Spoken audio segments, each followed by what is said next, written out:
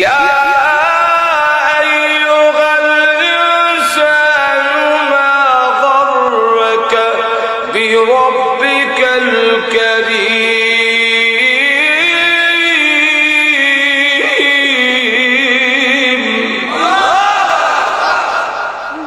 ও দুনিয়ার মানুষ, তোকে কোন জিনিসে, কোন বস্তু দাতা রবের কাছ থেকে তোরে সরাইলো? যিনি দাতা, দানশীল আল্লাহ। এত দান করলেন যিনি, তার কাছ থেকে তোরে কে নিল? বান্দারি। মাজরে কণ্ঠ বাবা বান্দারি লেন্সারা চলে না রেলগাড়ি। তুই এখানে গেলে তুমি কেন বলো বাবা তোমার দরবারে কেউ ফিরে না খালি হাতে? তোর তো বলার দরকার ছিল আল্লাহ তোমার দরবারে কেউ ফিরে না খালি হাতে। এই আয়াতের ব্যাখ্যায় লেখেন ইয়াহইয়া ইবনে মাআজ রাহমাতুল্লাহ আলাইহি এত বড় বক্তা ছিলেন যে ওনার ওয়াজে প্রতিদিনই 10, 20, 30, 40 জন পর্যন্ত মানুষ কই যাবে তোমার। সেই আল্লাহর ওলি তিনি বলেন, হাসরের দিন যদি আল্লাহ আমার জিজ্ঞাসা কিসের তোমারে আমি দয়ালু দাতার থেকে সরাই, আমি তখন কইয়া গেলাম তোমার দয়া। আল্লাহ তোমার দয়া মায়া আমার নষ্ট করছে। এটা কেমনে? এটা বুঝতে হইলে আগে বুঝেন, অনেক সন্তান কিন্তু মার দয়াটারে ফুজি করে নষ্ট করে। বুঝছেন? হে মাদের হাতে গায়ে মার কাছে গরম ভাত খায়, আমার হানি ভাত। মার দয়া মায়া বেশি তো কপুত্রে আর যাবার দরকার নাই। আসলে কিন্তু এরা হানি ভাত দেয়। এই কথাটা কোয়ার উদ্দেশ্য হইল এ নষ্ট হইত জোরে কণ্ঠে কিনে মার দয়া মায়া ধরে বুঝি কই যা অনেক সন্তান নষ্ট। এই এমনি মাল বুঝাইতে চাচ্ছেন আল্লাহ তুমি তো রহমান দয়া করছো আমারে, আর আমি দয়াটা বুঝতে না হয়ে নষ্ট হয়েছি। কিভাবে? রমজান মাসে দিনের বেলা ডালের বেলা নিয়ে মুখ দেয়, এই সময় যদি ঠাস করে তুলে হেরাস্তা সর মারত আর জাগা পেশাব পায়খানা করে জিন্দিগিতে আর কোনদিন ডালের বলা খাইতো না কেউ। কিন্তু আল্লাহ করছেন দয়া, হ্যাঁ ভাই কিতা হয়েছে? কিনা ভালো হয়েছে না নষ্ট হয়েছে? ঘুমারিছো যদি ঘুম থেকে আমরা ফজর নামাজ পড়ে উঠে গিয়ে দেখতাম যে যারা যারা ফজর নামাজ পড়ছে না ফেরেশতারা জোড়া যারা আসে সব তুলে নিচ্ছে। একটা মানুষ নামাজ না বুঝা ঘুমাইছে অন্তত 20 বার গিয়ে আমার ইমাম সবার মুয়াজ্জিন হলো নামাজের টাইম বুঝে নিয়ে প্রভু তুমি করেছো দয়া আর আমি হয়ে গেছি নষ্ট।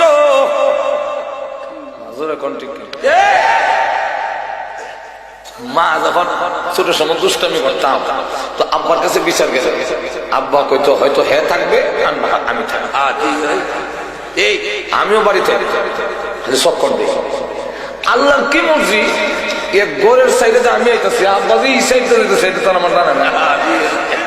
দুজনকে মুখামুখি এমনি হয়ে না রে আব্বা কত দৌড় দিস না ঠ্যাং গেলাম।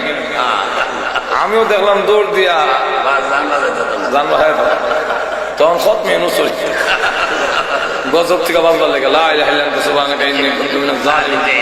কাম হয় না। আব্বা দৌড়ে বাড়ি নিয়ে একটা লাঠি রয়েছে, লাঠি এখন উপর দিকে উঠেছে, এখন আমার ওষুধ হইব আজাব না দিলে এমনি ছিলি মারতাম মার দয়া মায়ের বেশি না কম? মা এমনি দৌড়ি সন্তান আর লাঠির মাঝখানে ডুইকা যায়। রিক্কা তখন বলে মায়ের লাগো আর দুষ্টামি করবে না। মা খুব ভালো করে জানে আমি মায়ের খাই ও দুষ্টামি ছাড়তাম না।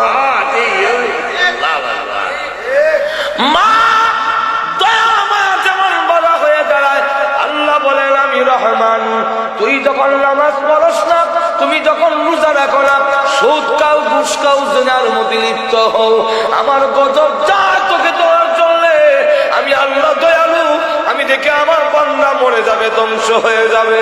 এমনি আমার দয়া মায়াকে ডাক দিয়ে বলি, ইন্না রাহমাতি সাবাকাত গাযাবি, গজবের আগে আগে দৌড়তে আমার বান্দার গজবের মাঝখানে টুইটকা গিয়ে বলবে, গজব রে বলিস না, এবার রমজানও ডাইলের বড়া খাইছে, সামনের রমজানে আর খাইতো না। আমি আল্লাহ করি তোর দয়া, আর তুই গেছ নষ্ট হই এখন ঠিক কিনা। এদিকে মাহাজ কর, আল্লাহ যদি জিজ্ঞাসা করেন তা আমি কম, তোমার দয়া মায়া যদি না করতাম কত নষ্ট হইত। আল্লাহ আমি যেমন আগে দয়া করছি, মরার পরও দয়া ছাড়া বাঁচতে পারবি না। ঠিক কিনা? ধরে নিল, কারণ সিস্টেম যেভাবে দিয়ে রাখছি তুই ধরা পড়বে না, সিস্টেমে ধরা হয়ে গেছে এক ঘটনা। কারণ সিস্টেম তৈল, যার ওজন নেকের ওজন বেশি হইব জান্নাতি, আর যার গুণা বেশি হইব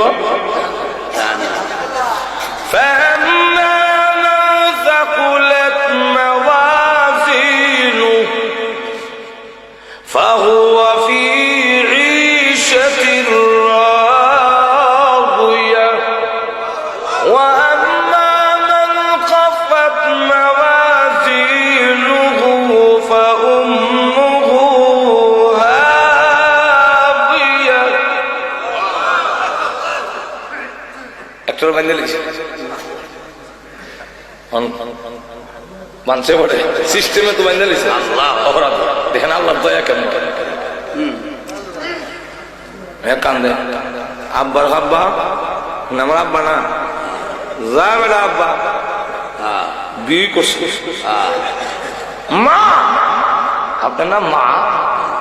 না না, আমি কোন সন্তান করবে দাঁড়বে নফসি নফসি নফসি, আল্লাহ আমারে বাঁচাও, আল্লাহ বাঁচাও, ফুলাটা দিয়েছে বাঁচাও। হেতু যাবার ধরে লাগে কোন হকের লেগে দেখবেন বন যদি আইয়ে ফাওনা নিবে আইসে কই আমি করো না,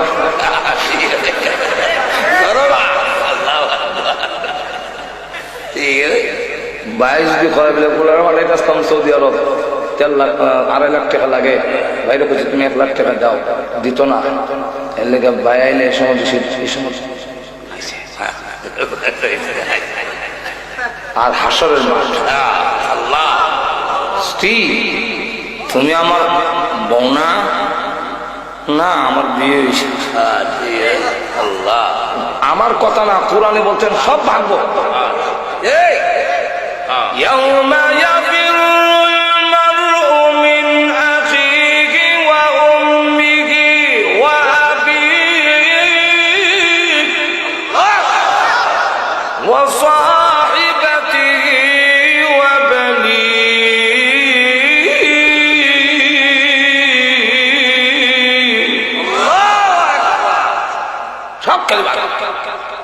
কেউ কারো হদিস আপনি আমার বিয়াই না মনে সাহেব, ও মনে আর বিয়াই মারাই নফসি নফসি নফসি। হুজুর আপনি না আমার পেশা, আপনার কাছে মরি দিয়েছিলাম না, ফির কইস ভন্ডর কাছে যখন যাইব, হে আল্লাহ আমি কোনো বিড়ি না, বাপ ধরছিলাম ফ্যাট ফলবার লেগিয়া।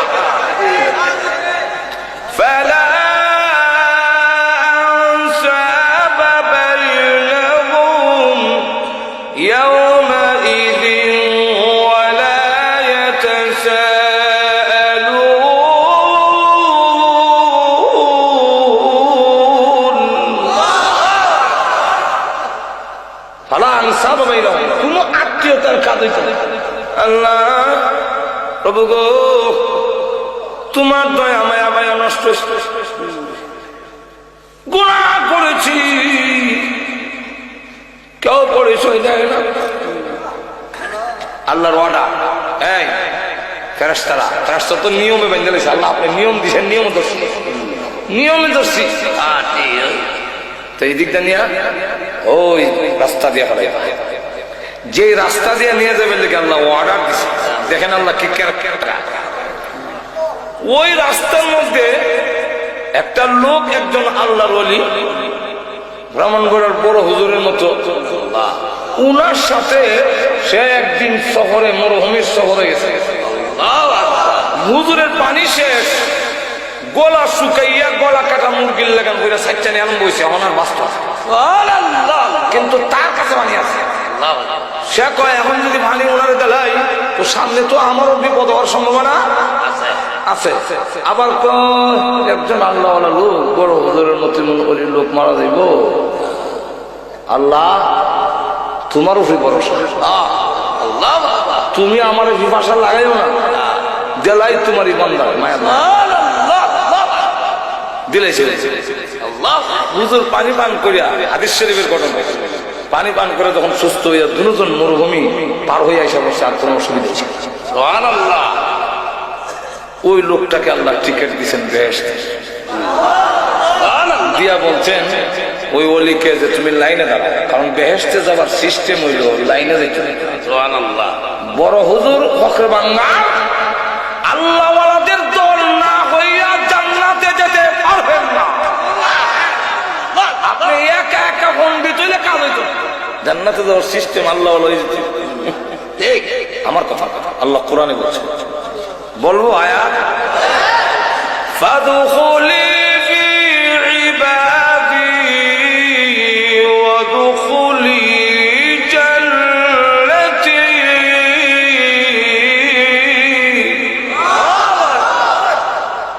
ফাদখুলি ফি ইবাদি, সব গ্রামার আপনারা বুঝে কোনো দরকারও নাই আর সময় নাই। ফাদখুলি ফি ইবাদি, আমার প্রিয় বান্দাদের ভিতরে, ভিতরে ঢুকো। ওয়াদখুলি ফি জান্নাতি, ফি নাই, কেন ফি নাই? ওয়াদখুলি ফি জান্নাতি, কিভাবে না? ফাদখুলি ফি ইবাদি ওয়াদখুলি জান্নাতি, জান্নাতে কবার সময় ফি লাগাইছে। তাহলে জান্নাতে যাওয়ার আগে আল্লাহওয়ালাদের দলে ঢুকতে হবে, আর ঢুকতেই তুমি জান্নাতে যেতে হবে। টিকিট লেগে গেছে। আর আল্লাহর বিধান হলো যারে টিকিট দিলেইব আর টিকিট ক্যান্সেল করবেন। টিকিট পাইলে তাইলে জান্নাতি যা কইব, আল্লাহ ওই লোকটা যে দাঁড়ানো হানি খেলেছিল যে আল্লাহ তার সাথে দেখা করাবেন লেগে ওই দিক দেন বানাইছে।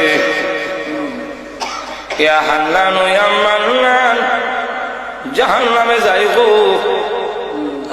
তুমি না রহমান, তোমার দয়া মায়া ছাড়া বালবা উপায় নাই।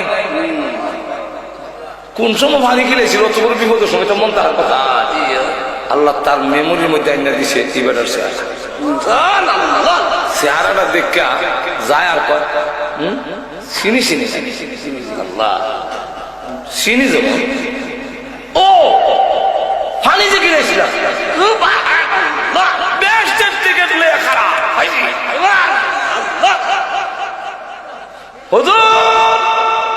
মরুভূমির মধ্যে গলা কাটা মুরগির নাগান চটপটি করছিলেন পানির অভাবে।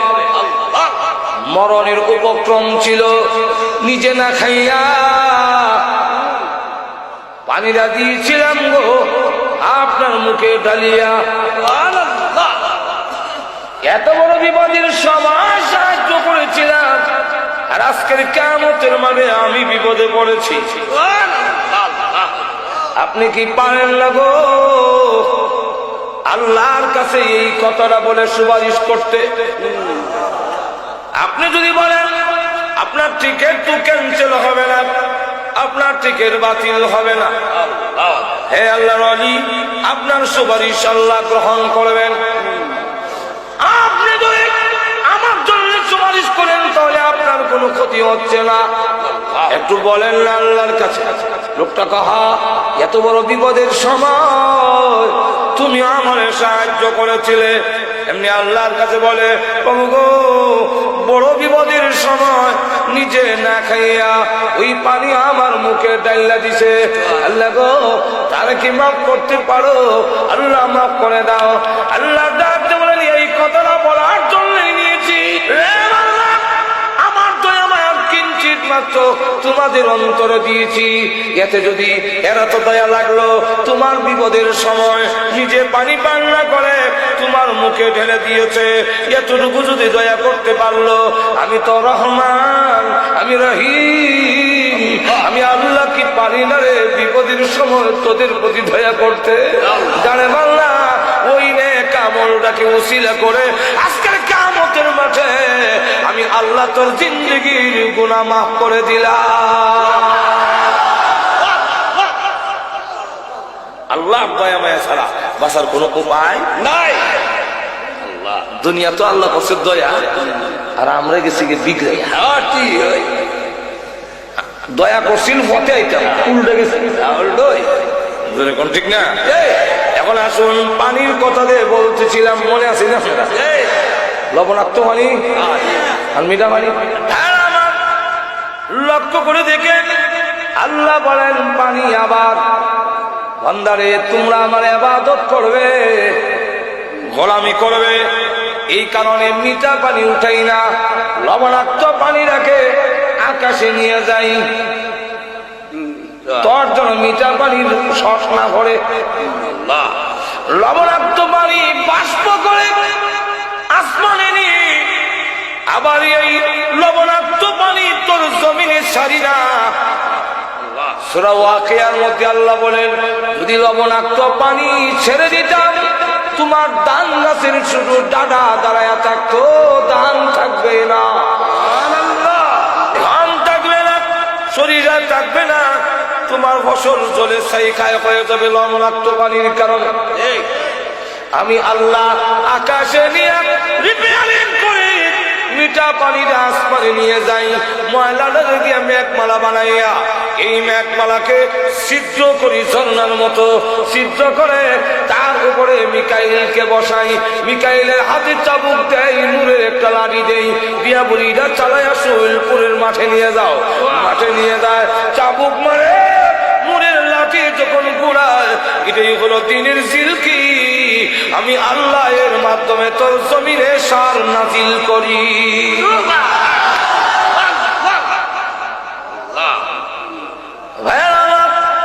এইভাবে আল্লাহ রাব্বুল আলামিন বলেন, ডাইরেক্ট উপর থেকে পানি ছেড়ে দিলে তোর ফসল নষ্ট হয়ে যাবে, ফসল নষ্ট হয়ে যাবে।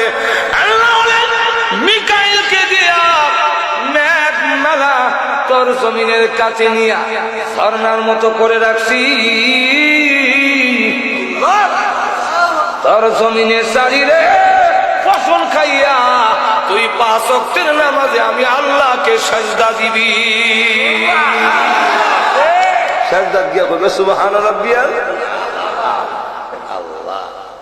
আচ্ছা যা, লবণাক্ত পানি গেল, তোমার নৌকা যে যা সোলপুর থেকে ইটের নৌকাটা বুঝাই করে যে যা বাতার সমানে সমানে, কোন সাইন্টিস্টের, কোন দার্শনিক, কোন বিজ্ঞানীর মাথায় ধরে না যে তরলাক্ত পানির উপরে এই পাথরের নৌকাটা ভেসে থাকে।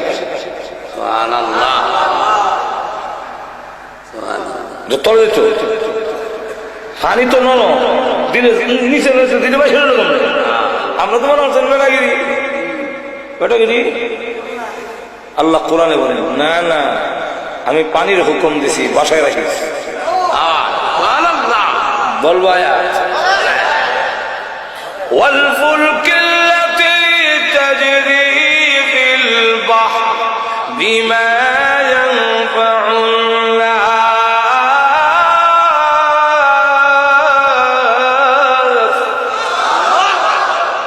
তোর নিত্য প্রয়োজনীয় জিনিসগুলো পানির উপর দিয়ে ফুলক মানে কিস্তি, নৌকা, লঞ্চ, জাহাজ, আল্লাহ বলেন তাজরি ফিল বাহর মানে নদী, সাগর, আল্লাহ বলেন এর উপর দিয়ে আমি চালাই, বিমা ইয়ানফাউন নাস, তোর নিত্য প্রয়োজনীয় জিনিসগুলো পৌঁছাবার জন্য পানিকে আমি মুঠিয়ে দিয়ে রাখি। আল্লাহ আমি যদি ডুবাইয়া দেই তোমার আমেরিকা চাচা রক্ষা করতে পারবে। বলবো আয়াত আল্লাহ বলে وَإِنْ نَشَأْ نُغْرِقْهُمْ فَلَا صَرِيخَ لَهُمْ وَلَا هُمْ يُنْقِذُونَ।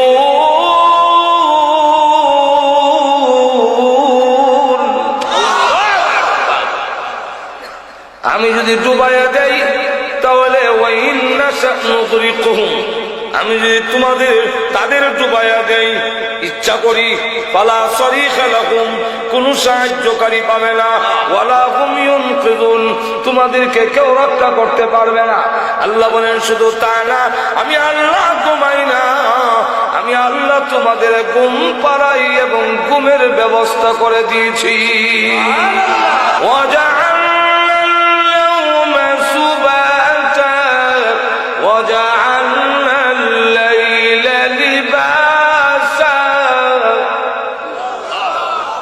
আল্লাহ বলে আমি ঘুম না দিলে ট্যাবলেট খেলে তোর ঘুম, আমি ঘুম দেই। কেন দেই? ঘুম দেওয়ার কারণ, কেন ঘুম দেই? আল্লাহ রাব্বুল আলামিন বলেন আমি কেন তোমাকে ঘুম দেই? বিশ্রামের জন্য। সারাদিন তুই ভাড়ার কাজ করে, সারাদিন মাটি কেটে, সারাদিন চালাগাড়ি চালে, সারাদিন রিস্কা চালাইয়া, আরে বান্দা তুই যখন ক্লান্ত শান্ত হয়ে যাস, দোকানদারি ব্যবসা বাণিজ্য করে শরীর যখন দুর্বল হয়ে পড়ে, আমি আল্লাহ তোর ঘুম বাড়াই। তুমি যখন 7 ঘন্টা 8 ঘন্টা ঘুমাও, ঘুম থেকে উঠলে দেখা যায় সারাদিনের ক্লান্তিটা ঘুমের মাধ্যমে আমি আল্লাহ দূর করে দেই, বিশ্রামের মাধ্যমে আমি আল্লাহ তোমার সেই ক্লান্তিটা দূর করে দেই, ঘুম আমি দেই। আবার ওয়াজআলনাল লাইলা লিবাসা, তোর ঘুমটা ভালো করে চাপার জন্য আল্লাহ রাব্বুল আলামিন বলেন রাইতের নামক পর্দা আমি ঢেকে দেই, অন্ধকার করে দিই, তোর ঘুমটা যেন ভালো করে চাপে, তোর ক্লান্তিটা যেন দূর। এরপরে আল্লাহ রাব্বুল আলামিন বলেন চন্দ্রটারে আবার ডিম লাইট আমি বানাইছি। চন্দ্রের মধ্যে যে একটা গাছ দেখা যায়, দেখছেন এই গাছটা কি?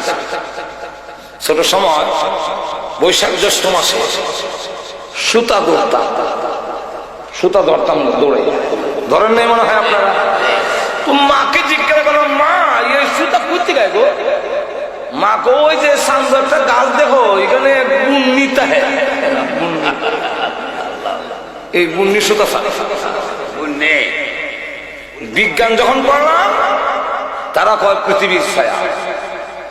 নবীর হাদিস যখন পড়লাম তখন নবী কয় পৃথিবীর ছায়াও না, গাছ। এটা কি? আল্লাহ রসুল বলে এটা আল্লাহ তার বান্দার প্রতি যে নিয়ামত দিয়েছে তার আলামত। কি আলামত হুজুর? চন্দ্রের মধ্যে ও সূর্যের মতো এমন হাওয়া আছে, 2টা লাইট দিনে রেখে চললে বান্দার ঘুমাইতে অসুবিধা। আলুর মধ্যে ঘুমাইলেও রাইতের ঘুম আর দিনের ঘুম একরকম হয় না, বারবার ঘুমাই গেল। ঘুমাইলো মানুষের আডাআডি চাল হওয়া, ঠিক না? আল্লাহ জিবরাইলকে হুকুম দিলেন, আমরা যে ইমামে কুফি নিবাই আর দিয়া তাবা দিয়া, আল্লাহ জিবরাইলকে বললেন তোমার নূরের পাকা দিয়া 3 বার তাপা দাও চন্দ্রের। কয়বার? 3 বার। জিবরাইল আলাইহিস সালাতু ওয়াস সালাম তার নূরের পাখাকে আমরা হাতে সমানো না, আল্লাহ চন্দ্রের মধ্যে 3 বার আঘাত করার পরে যখন নাকি এইভাবে আঘাত করার সাথে সাথে তার ভিতর থেকে আলু বের হয়ে গেছে। আল্লাহ হুকুম দিলেন সূর্যের সাথে মিলায়া দাও, যোগ করে দাও, আর চন্দ্রের মধ্যে একটা দাগ রেখে দাও। আমার বান্দা দেখে যেন আমি আল্লাহর শুকরিয়া আদায় করে 5 ওয়াক্তের নামাজের সাজদায় পড়ে যেন যেতে পারে। এই পৃথিবীর মানুষেরা, আমি আল্লাহ ঘুমাই না, তোমাদের ঘুম পাড়াই, আমি আল্লাহ ঘুমাই না, ঘুমাবার ব্যবস্থা তোমাদের করে দেই। আর ওই যে চন্দ্রটারে ডিম লাইট বানাই দিয়েছি তোমার ঘুমটা ভালো হওয়ার জন্য। আল্লাহ রে, এই সবগুলো কইরা আমি আল্লাহ ঘুমাই না তোমাদের ডাক শোনার জন্য। কোন সময় বিপদে পড়ে আমি আল্লাহকে ডাক দিবি তোমাদের ডাকে সাড়া দেওয়ার জন্য। আমি আল্লাহ 24 ঘন্টার ভিতরে একটা সেকেন্ডও ঘুমাই না। এই সকল ব্যবস্থা করলাম, তুমি আমার ইবাদত করো। যেরকম ঠিক এখন হয়েছে কি, আমার আয়াতের দিকে যাই। আল্লাহ বলেন না, তুই অবাধ্য হয়ে যা।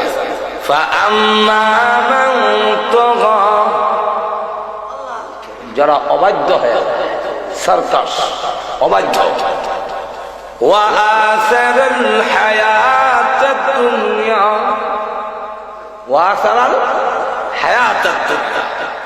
এতটুকু নিয়ামত দেওয়ার পরও যে আমার অবাধ্য হয়ে যায়, সীমা লঙ্ঘনকারী হয়, আর দুনিয়ার জীবনটাকে অগ্রাধিকার দেয়।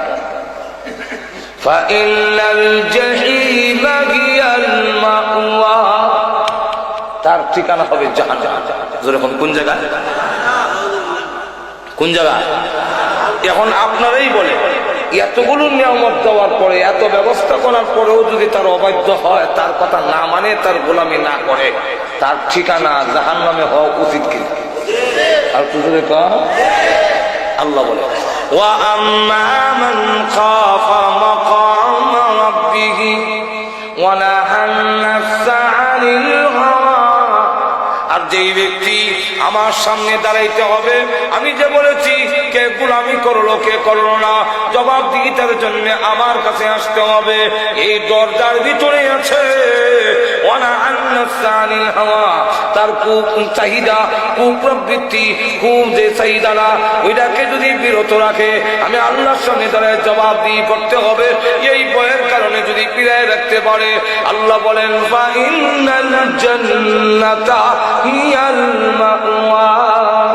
তার ঠিকানা হবে, তার ঠিকানা হবে জান্নাতে। জোরে কোন জায়গায়? আর বিস্তারিত আলোচনা করতে গেলে অনেক লম্বা। আল্লাহ রাব্বুল আলামিন আমাদের সকলকে আল্লাহ ফরমাবর্তার, অনুগত হওয়ার, আল্লাহর ইবাদত আর গোলামি করার মন মানসিকতা এবং তৌফিক যেন আল্লাহ আমাদের দান করেন। সকলে জোরে সোরে বলেন আমিন।